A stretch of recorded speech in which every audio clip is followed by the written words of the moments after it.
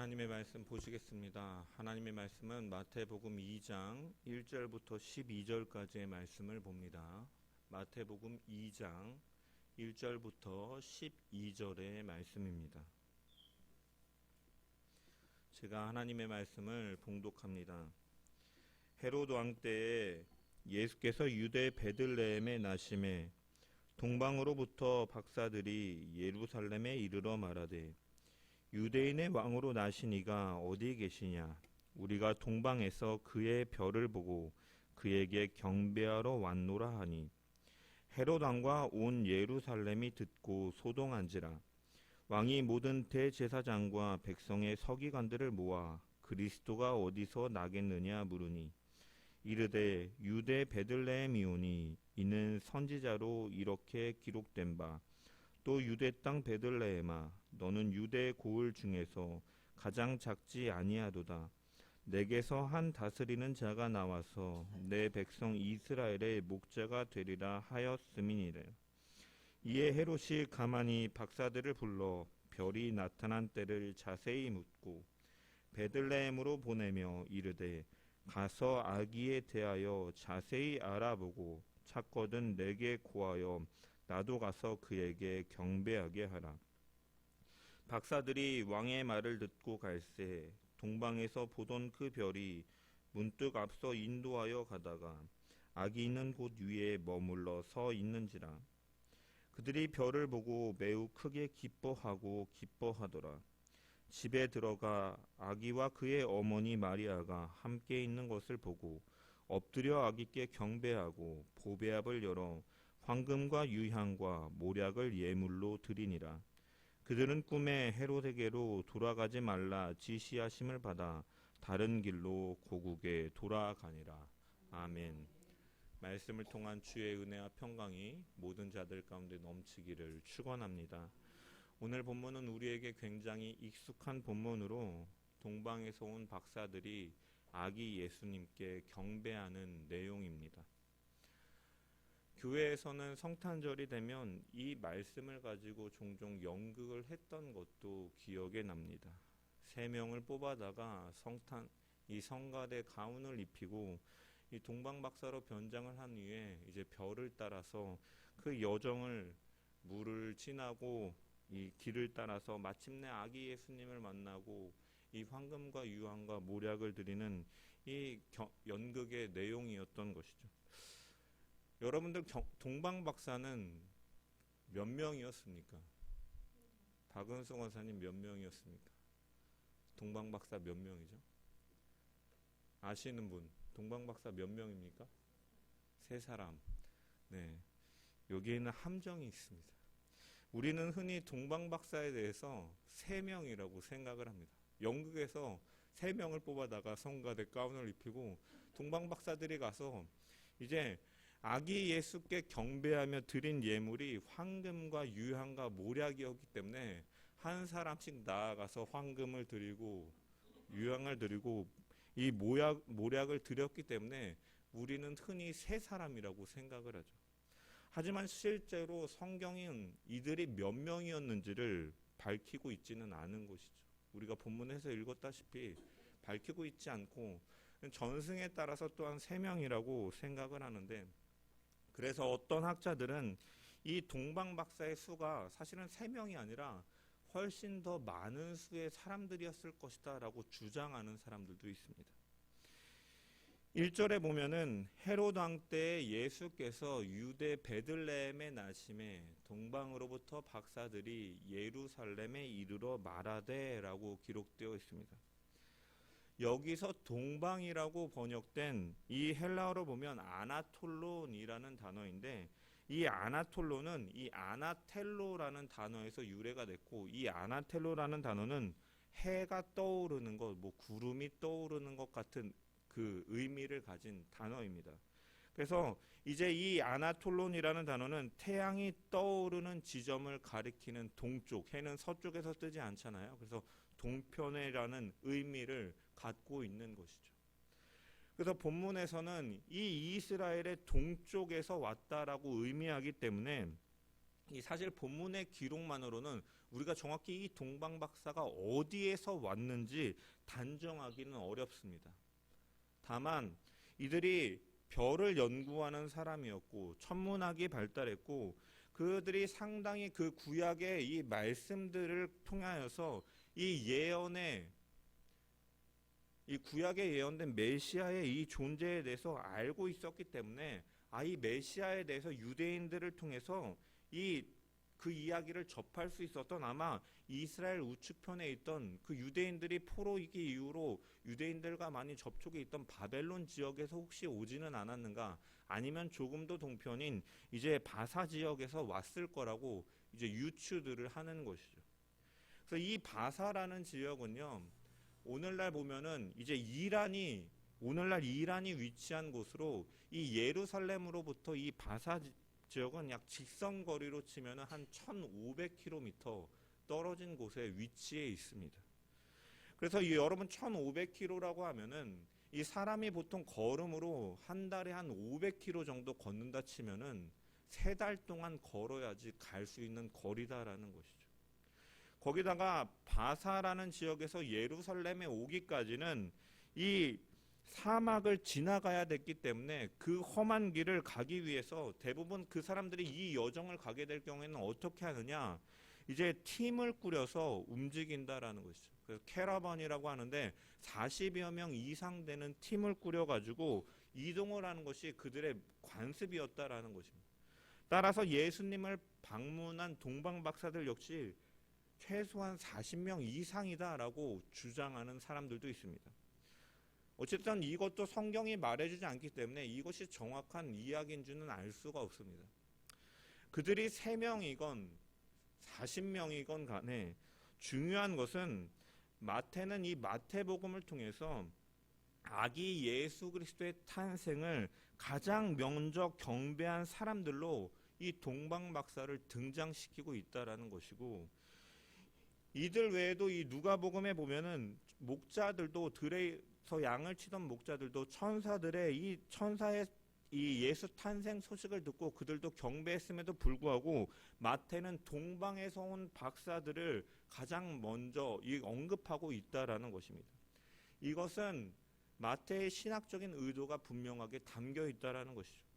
이들은 어떠한 자들이었느냐? 별을 연구하는 사람들이었고, 그리고 여기 박사들이라고 번역된 헬라어 원형을 보면 마고이라는 단어인데, 이것이 바벨론, 메데, 바사, 페르시아에서는 이 단어가 현자, 교사, 점성가, 예언가, 마술사를 총칭하는 의미이고, 즉 오늘 본문에 등장하는 이 박사들은 중요한 것은 이방인들이었다라는 것이, 유대인이 아닌 이방인이었다라는 것이죠. 우리가 1장부터 계속해서 살펴봤지만 마태는 아브라함과 다윗의 자손 예수 그리스도의 계보라라고 하면서 이 계보에 대해 언급하며 4명의 여인들을, 마리아까지 포함하면 5명이지만 이 4명의 여인들을 등장시키면서 이 4명의 여인을 언급한 것은, 족보에 굳이 올리면서 드러낸 것은 예수님께서 바로 죄인들을 위해 오신 메시아라는 사실과 함께 이 예수님께서 이루실 구원이 유대인들이 염원하는 것처럼 그들이 혈통적인 이스라엘의 그러한 정치적인 구원을 위해 오신 분뿐만이 아니라 이방인을 포함한 모든 죄인들을 구원하시기 위해 오신 분이다라는 사실을 드러내었죠. 마찬가지로 오늘 본문도 그렇다라는 것입니다. 하나님께서는 별을 연구하는 그들에게 별을 보여주셨고, 동방박사들은 그 별을 보고 이 왕으로 나신 아기를 경배하기 위해 전심으로 왔다라는 사실인 것이죠. 그래서 그들은 2절에 보면 유대인의 왕으로 나신 이가 어디 계시냐? 우리가 동방에서 그의 별을 보고 그에게 경배하러 왔노라 라고 밝히고 있는 것입니다. 여기 경배하러, 이 경배하러라고 번역된 프로스퀴네사이라는 헬라어는 누가 능동태로 기록되어 있습니다. 즉 스스로 했다. 수동태는 누가 이렇게 하게 했다라는 의미라면, 능동태는 스스로 내가 이것을 행한다라는 의미를 가지고 있는 형태인 거예요. 그래서 능동태로 쓰여져서 누가 시켜서가 아니라 별을 보고 자신들의 스스로의 의지로 예수를 경배하러 왔다라는, 이 왕을 경배하러 왔다라고 말하고 있는 것입니다.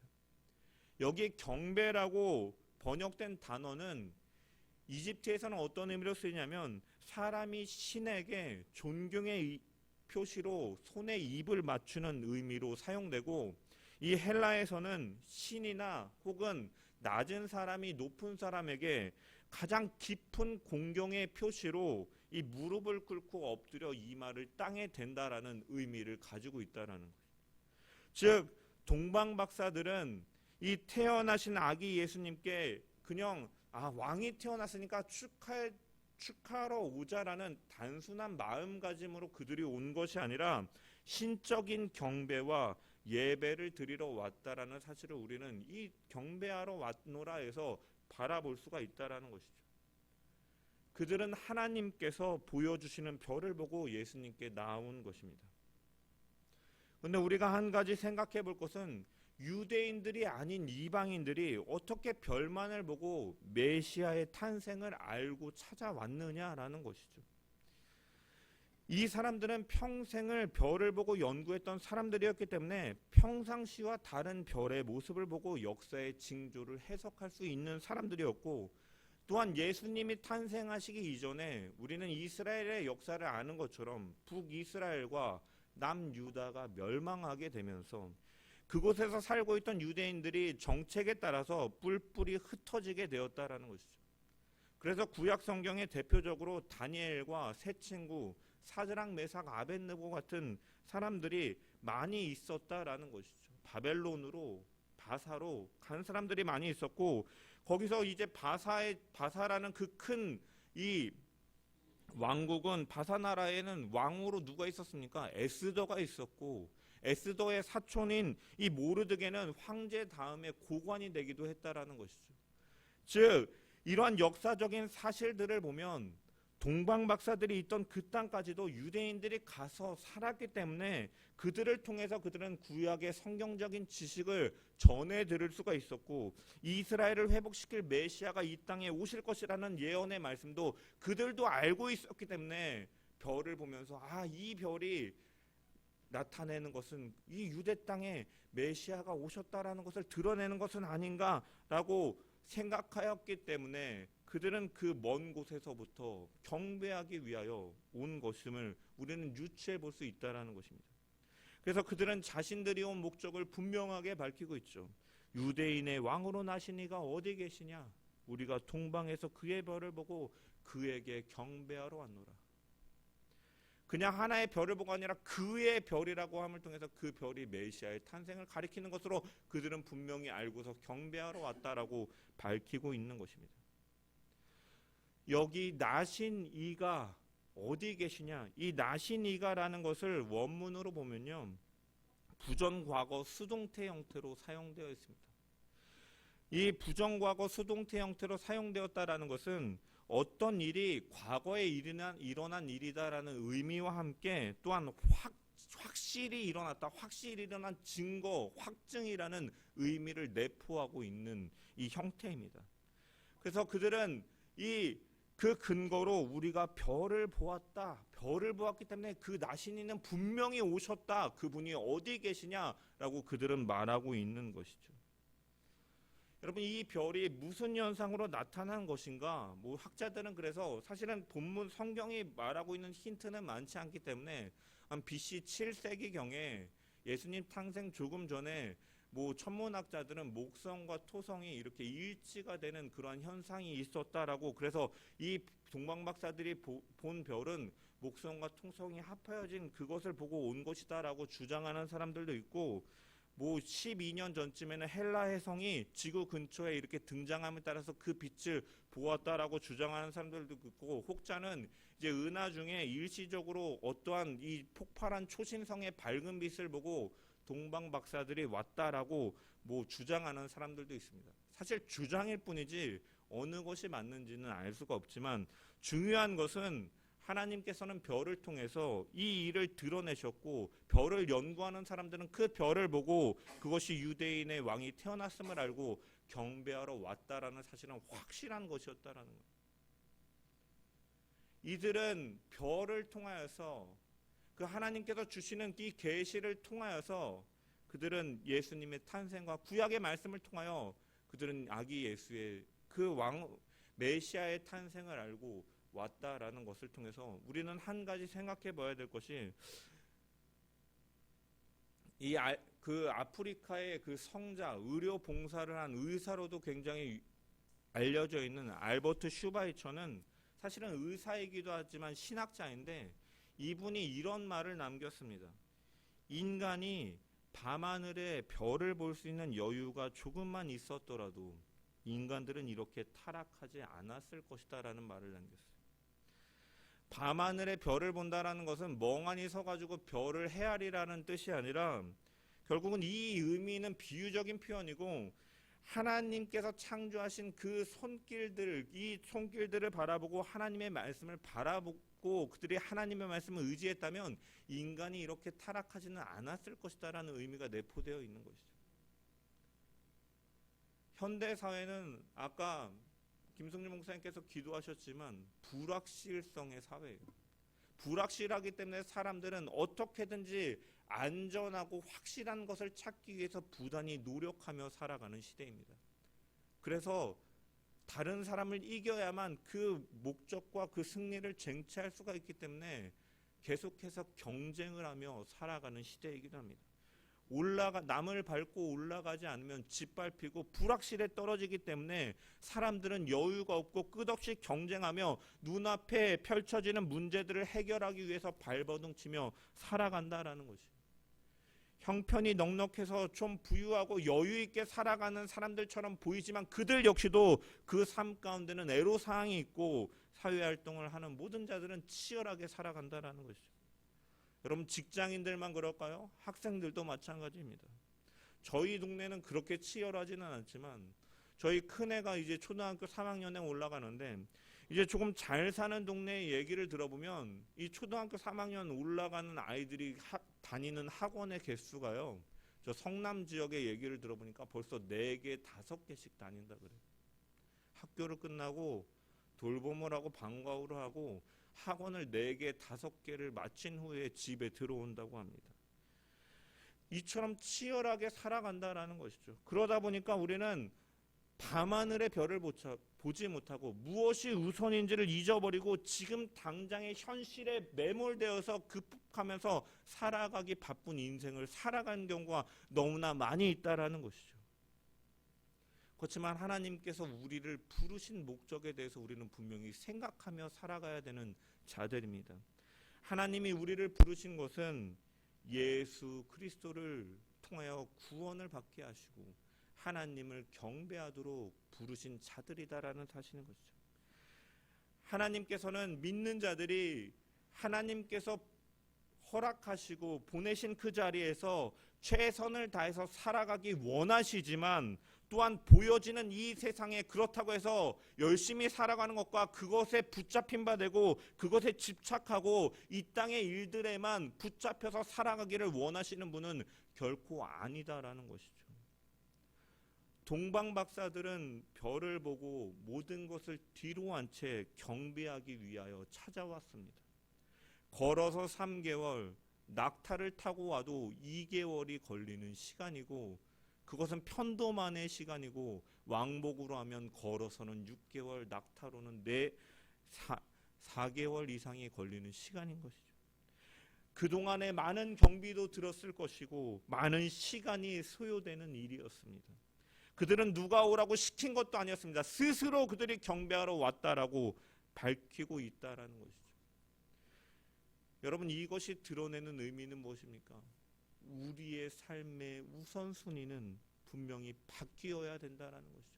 예수를 만난 자의 삶의 우선순위는 분명히 바뀌어야 된다라는 것이요. 다른 일상적인 일들이 물론 바쁘고 우리를 바쁘게 하지만 그럼에도 불구하고 우리는 가장 중요한 것을 잊지 않고 살아가는 자들이 되어야 된다라는 것입니다. 바로 우리의 왕이신 예수 그리스도를 경배하면서 살아가는 것이 바로 우리에게 가장 큰 가치요 최선의 목적임을 우리는 기억하면서 살아가야 될 줄 믿습니다.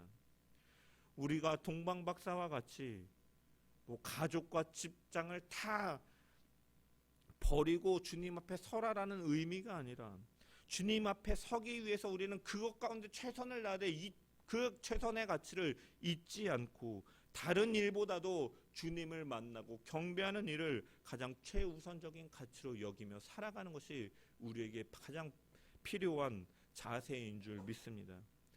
동방박사들도 그러했던 것이죠. 탄생하신 메시아는 세상의 그 어떤 가치와 비교할 수 없는 귀한 분이었기 때문에, 이 세상을 변화시킬 왕으로 오셨기 때문에, 그들은 알았기 때문에 그렇기에 먼 거리는, 많은 시간은 그 여정 가운데 소요되는 물질도 그들에게는 문제가 되지 않았다라는 것입니다. 여러분, 우리에게 예수님은 어떠한 가치를 지니신 분이십니까? 정말 예수님이 내게 가장 귀한 가치를 지닌 분으로 우리는 여기면서 그분을 삶 가운데서 경배하고 살아가고 있느냐라는 것입니다. 우리가 예배에 임내에 들어가면서 마음을 다하고 목숨을 다하고 힘을 다하고 뜻을 다하여 주 너의 하나님을 사랑하라라는 이 말씀처럼 정말로 우리의 왕 되신 주님을 찬양하고 그분을 경배하고 그분을 사랑하는 일에 가장 최우선을 두고 나의 모든 것을 드려도 아깝지 않는 가장 가치 있는 분으로 예수를 모시고 사는 저와 여러분 되기를 주님의 이름으로 간절히 축원합니다. 주를 예배하고 주를 찬양하고 주의 말씀을 가까이 하고 기도를 통해 그분과 동행하며 그분 앞에 내 삶을 드리고 헌신하는 삶 속에서 그리스도의 향기가 주님과 동행함을 통하여, 겸손하게 주와 함께 동행함을 통하여 하나님의 정의와 인자를 사랑하는 그 은혜가 우리의 삶 가운데 나타나는 그리스도의 향기 되는 우리 모든 자들 되기를 주님의 이름으로 간절히 축원합니다. 이런 동방박사들과 대조되는 인물이 등장하고 있죠. 마태는 일부러 의도적으로 대조를 시킵니다. 바로 누구입니까? 헤롯 왕입니다. 유대인들의 왕이었던 헤롯이죠. 동방박사들은 별을 보고 따라오다가 이제 그들은 예루살렘으로 향하게 됩니다. 유대인의 왕이 나셨기 때문에 그들은 당연히 예루살렘에서 이 유대인의 왕이 나셨을 것이라고 생각하고 찾아가는 것이죠. 그리고 나서 그들에게 말합니다. 유대인의 왕으로 나신 분이 어디 계십니까? 우리가 동방에서 그를 경배하기 위해서 왔습니다라고 헤롯 왕에게 말하는 것이죠. 이 말을 들은 헤롯과 예루살렘 성읍은 소동이 일어나는 것이죠. 3절의 말씀을 보면 헤롯 왕과 온 예루살렘이 듣고 소동한지라 라고 기록되어 있습니다. 여기 소동한지라 라고 번역된 헬라어 타라소라는 단어는 동요시키다, 선동하다, 이 소동을 일으키다 라는 이 단어의 수동태 형태로 쓰여진 것이죠. 즉 헤롯과 온 예루살렘 사람들이 이 말로 인하여서, 소문으로 인해서 마음이 심히 동요하고 발칵 뒤집힌 상태임을 알 수가 있는 것입니다. 여기서 등장하는 헤롯은, 우리가 성경에 헤롯이 여러 번 등장하지만 사실 이 헤롯은요 4대까지 있어요. 성경에 등장하는 4대까지 있고, 이 등장하는 헤롯은 헤롯 대왕이라고 불리는 이 1세대입니다. 그리고 그는 유대인이 아니고 사실은 이돔의 출신, 이 에돔 출신입니다. 그런데 그가 어떻게 유대인의 왕이 될 수 있었느냐? 그가 권력 다툼이 있을 때 줄을 잘 서가지고, 쉽게 말해서 줄을 잘 서가지고, 우리나라로 치면 이 일제시대가 들어왔을 때 이완용처럼 친일 앞잡이 노릇을 하면서 일본의 세력에 기면서 그들의 비위를 맞추고 권력을 받은 자예요. 당시에 로마의 권력을 두고 경쟁하였던 안토니우스와 옥타비아누스, 이 두 사람의 눈에 들어서 이제 원로에 이제 그가 추천을 받고 그 원로원의 결정으로 그가 유대인의 왕으로 임명이 되게 됩니다. 그래서 로마는 그를 유대인의 왕으로 임명해 주었고, 그는 이제 유대인의 왕으로서의 그 직위를 가지고 들어와서 이제 정적들을 하나씩 제거해 나가고 이제 진정한 자신의 세력을 공고히 하는 일을 갖습니다.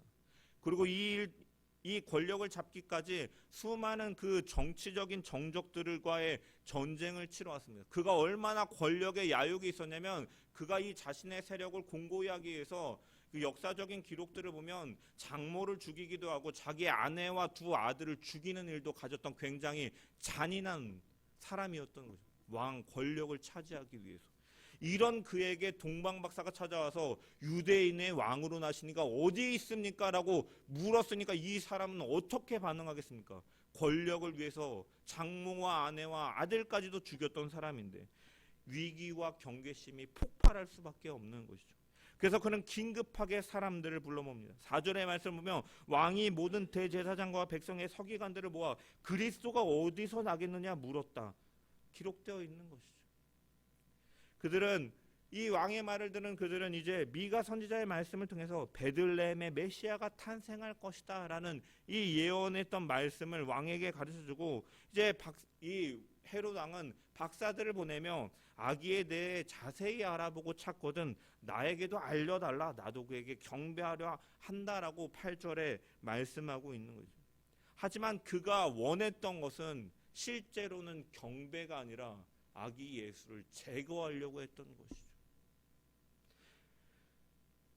결국 그는 이 동방의 박사들이 이 꿈을 통하여서 이 계시를 받고 헤롯에게 돌아가지 않고 그들이 돌아가게 되니까 알 수 없어서 그들이 처음에 왔을 때 별이 나타난 때가 언제인지를 그가 물었다고 그랬잖아요. 그래서 별이 이때쯤 태어났으니까 아마 2살 이하이지 않을까 싶어서 2살 이하의 아이들을 모두 죽이는 이 흉악한 범죄를 저지르는 것입니다. 이런 사람이었기 때문에 저지르는 것이죠. 여러분, 예수님은 이 땅에 왕으로 오신 분이에요. 여러분, 이스라엘이 메시아를 간절히 원한 이유가 있습니다. 왜냐? 이스라엘이 그 하나님의 그 진노와 그 징벌 속에서 포로기 생활을 보내고 끌려간 뒤에 선지자들을 통해서 왜 우리가 세운 왕들과 이 나라가 멸망했는가를 그들은 깊이 고민했고 선지자들을 통해서 그 계시를 통하여 그 하나님께서는 알려주신 것이죠. 그래서 에스겔 선지서를 통해서 지도자들이 타락했기 때문이다. 우리가 미가서를 통해 살펴본 것처럼 지도자들이 타락했고 백성들은 인애가 없고 공의가 없음을 통해서 과부와 고아와 나그네들을 학살하였으며 이러한 인애가 나타나지 않았고 결국 이러한 모든 것들은 근본적으로 너희가 하나님을 싫어서 버렸기 때문이다라고 구약의 선지자들은 예언한 것이죠. 증언하는 것이죠. 그들은 하나님의 공의와 인애를 이 땅 가운데 드러내기를 실패한 자들이고 하나님을 싫어하여 버린 자들이었다는 거예요. 예수님께서는 그러한 실패를 회복시키기 위해서 이 땅에 직접 다윗의 후손으로 오셔서 그 왕국을 열방 가운데로 확장시키고 영원한 통치를 위해 오신 분이시다라는 거죠. 중요한 것은 무엇입니까? 세상에 욕심이 가득한 자들은, 세상에 붙잡혀 살아나가는 자들은 이 하나님께서 보내주신, 우리를 구원하신, 우리를 통치하시기 위해서 진정한 왕으로 오신 이 예수 그리스도를 바라지도 않을 뿐더러 하나님을 향한 거부는 계속된다라는 것이죠. 헤롯은 자신의 권력을 손에 쥐고 놓고 싶지 않은 자였던 것입니다. 세상의 권력과 명예와 부 앞에 진짜 왕으로 오신 예수 그리스도를 거부하는 것이고 그 가운데는 그의 세상을 향한 욕심이 있었기 때문임을 우리는 바라볼 수가 있는 것이죠. 예수님께서는 진정으로 우리를 회복시키기 위해 왕으로 오신 분이십니다. 이렇게 주님이 오셨음을 우리는 아는 자는 우리가 해야 될 일은 왕으로 오심을 선포하고 그 왕을 맞아들이는 일을 해야 됩니다. 하지만 우리의 마음속에 그 주님이 아닌 다른 것들에 대한 갈망과 다른 것들에 대한 욕심과 다른 것들이 우리의 주인의 자리를 차지하고 왕 노릇하고 있다면 우리는 헤롯이 그랬던 것처럼 주님을 지어버리려고 노력하는 것과 마찬가지의 모습으로 살아갈 수밖에 없는 것이죠. 오늘날 살아가는 자들은 모두 자신을 왕으로 여기면서 살아갑니다. 자신의 인생의 왕은 자신이라고 생각하며 살아가는 것이죠. 인생의 계획도 스스로 세우고 자기 인생을 자기가 컨트롤하려고 합니다. 그래서 내 인생은 나의 것이다. 나의 것이니까 내 인생 내가 즐기자라고 생각합니다. 여러분, 이 리차드 도킨슨이라는 유명한 영국의 무신론자가 있어요. 근데 그 사람이 이제 그 사람과 이제 그 무신론자들이 2008년도 영국에 버스에 광고를 냈습니다. 버스 이 옆면에다가 광고를 냈는데 뭐라고 말했냐면 신은 없다. 그러니까 여러분 스스로 이 인생을 즐겨라라는 광고를 냈습니다. 여러분, 인간은 이처럼 자기 자신의 죄인된 인간은 다른 것을 그 다른 권위에 자신을 두려고 하지 않는다라는 것이에요. 헤롯이 왕으로서 다른 왕을 허용하지 않으려고 했던 것처럼 죄인인 인간들은 나 외에 다른 것을 왕으로 인정하지 않으려고 한다라는 것입니다. 그런데 성경은 예수 그리스도를 왕이라고 선언하고 있다라는 것이죠. 또 왕 중의 왕이라고 선언하고 만주의 주라고 선언하고 있는 것입니다. 가장 높은 주인이라는 의미인 것입니다. 여러분, 우리 인생의 참다운 왕, 참다운 주인은 바로 예수 그리스도이신 줄 믿으시길 바랍니다. 우리는 각자 스스로에게 질문해 봐야 될 것이며, 나는 예수님을 진정한 나의 마음의 주인으로 모시고 살아가고 있는가? 그분의 말씀에 순종하며 살아가고 있는가? 그분의 말씀과 내 욕심과 내 삶의 목적과 내 삶의 가치가 상충된다면 과연 나는 무엇을 따라가고 있는가? 우리는 점검해보고 나는 진정으로 예수님을 경배하는 자인가? 아니면 주님을 적대시하고 있지는 않은가? 우리는 끊임없이 점검하면서 주님만을 경배하는 사람, 주의 사람 되는 저와 여러분 되기를 주님의 이름으로 간절히 축원합니다. 동방의 박사들은 아기 예수를 만나고 경배하면서 준비한 예물을 드렸습니다. 11절의 말씀 보면은 집에 들어가 아기와 그의 어머니 마리아가 함께 있는 것을 보고 엎드려 아기께 경배하고 보배압을 열어 황금과 유황과 모략을 예물로 드렸다라고 기록되어 있습니다. 여러분, 이 세 가지 예물에는 의미가 담겨 있죠. 황금은 예수님의 신분을 나타내는 것입니다. 예수님이 유일한 구원자가 되시고 왕적인 신분을 나타내는 상징으로서 이 예물을 드리는 것이죠. 그래서 동방박사들이 황금을 주님께 드린 것은 유대인의 왕으로 믿으면서 경배한 표시였던 것입니다. 또한 유향은 무엇입니까? 일종의 향품인데 예수님의 완전한 삶을 의미하기도 하는 것이죠. 예수님의 삶은 이 사랑의 향기로 가득한 무엇과도 비교할 수 없는 향기로운 삶이었던 것이죠. 예수님은 순종의 본을 보이시고 섬김의 본을 보이시며 사랑의 확증으로 이 땅 가운데 오셔서 하나님의 사랑을 드러내신 분이라는 것 의미를 담고 있는 것입니다. 또한 모략은 무엇입니까? 예수님의 죽음을 나타내는 의미인 것이죠. 시체가 죽었을 때 이 모략을 바르는 그 풍습이 있었던 것은 이 죽음을 나타내는 것이고, 한편으로는 이 모략이 이 부패를 조금 방지해주는 역할을 하기 때문에 주님은 썩지 않은 몸으로 부활할 것을 이렇게 예고하는 의미이기도 한 것입니다. 예수님께서 이 땅에 오신 목적은 그가 죽으시기 위하여 대승물로 오셨지만 그분은 분명히 다시 살아나실 분이다라는 의미를 또한 갖고 있는 거죠. 그래서 이 세 가지 예물은 예수님이 어떠한 분이시고 어떠한 삶을 사실 것이고 어떻게 죽으시고 부활하실 것인가에 대한 예언적인 의미가 담겨있는 예물이었던 것이죠. 또한 이것은 이중적으로 또한 이 세 가지 예물은 예수 그리스도를 따르는 그리스도인들이 만왕의 왕이신 주님께 무엇을 드려야 되는가를 알려주고 있기도 합니다. 먼저 우리가 주님께 드릴 예물은 정금과 같은 믿음을 상징합니다. 예수님에 대한 분명한 신앙의 고백, 믿음의 고백을 하나님께서는 기뻐 받으신다라는 것이죠. 예수 그리스도 한 단어처럼 붙어서 우리가 언급하지만 사실 원래는 예수는 그리스도시다, 예수는 메시아시다, 예수는 구원자시다라는 신앙의 고백이었습니다. 예수님은 우리의 주인이시고 예수님은 우리의 구원주시고 예수님은 우리의 영원한 왕이시다라는 이 믿음의 고백 속에서 살아가는 우리의 입술의 고백과 삶의 모든 열매들이 주님께서 기뻐 받으시는 믿음의 예물이 되는 줄 믿습니다. 우리의 삶 가운데 이 흔들리지 않는 정금과 같은 믿음을 가지고 주님을 기쁘시게 하는 자로 그리스도를 경배하는 저와 여러분 되기를 주님의 이름으로 간절히 축원합니다. 또한 우리가 주님께 드릴 예물은 소망의 예물입니다. 여러분, 모략은 아까 죽음과 또한 부활을 상징한다라고 말씀을 드렸습니다.